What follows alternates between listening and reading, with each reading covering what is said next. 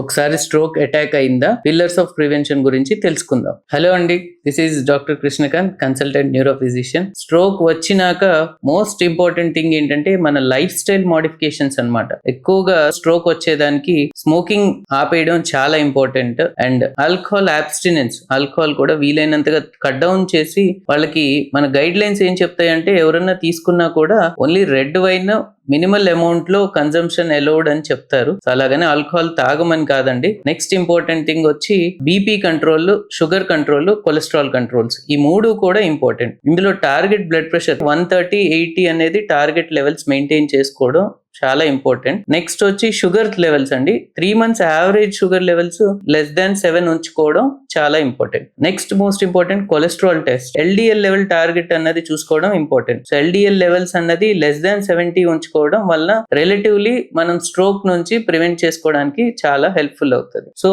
ఈ particular pillars ఏవైతే నేను చెప్పానో వీటితో పాటు లైఫ్ స్టైల్లో ఇంకా మోస్ట్ ఇంపార్టెంట్ థింగ్ ఏంటంటే ఎక్సర్సైజ్ ఎంత చేయాలి. డాక్టర్ గారు నేను ఎక్సర్సైజ్ అంటే నేను ఎంత దూరం నడవాలి, ఎంతసేపు నడవాలి అని చెప్తుంటారు. WHO గైడ్ లైన్స్ ప్రకారం అయితే అట్లీస్ట్ వీక్లీ 4 to 5 days మనం 20 minutes to 40 minutes mild to moderate activity అని చెప్తారు. అదే స్ట్రోక్ స్పెసిఫిక్ గా గైడ్ లైన్ అని అడిగితే ఇంటెన్స్ ఏరోబిక్ ఎక్సర్సైజెస్ అంటాం. అంటే బాగా చెమట పట్టేంత యాక్టివిటీ ఉన్న ఎక్సర్సైజెస్ లో అలాంటివి ఏదన్నా చేస్తే అది కనీసం వారానికి 4 రోజులు 10 నిమిషాలు కనీసం చేయాలి. లేదు వారంలో 2 రోజులు 20 నిమిషాలు బాగా చెమట పట్టే ఎక్సర్సైజ్ ఏదైనా చేయాలి. స్ట్రోక్ పరంగా అయితే ఈ మాత్రం మినిమల్ రిక్వైర్మెంట్స్ అండి. సో ఈ పర్టికులర్ ప్రివెన్షన్ తో పాటు డైట్ లో కూడా చాలా ఇంపార్టెంట్ చేంజెస్ చేసుకోవాలి. డైట్ కి స్ట్రోక్ డైట్ చెప్తూ ఉంటాము. స్ట్రోక్ డైట్ అంటే ఏంటి అంటే మెడిటేరియన్ డైట్ అన్నమాట. ఈ మెడిటేరియన్ డైట్ లో హైయెస్ట్ ఇంపార్టెంట్ ఇచ్చేది సాల్ట్ రెస్ట్రిక్షన్ కి. సో సాల్ట్ ఎంత ఉండాలి అంటే either 2.5 grams of salt per day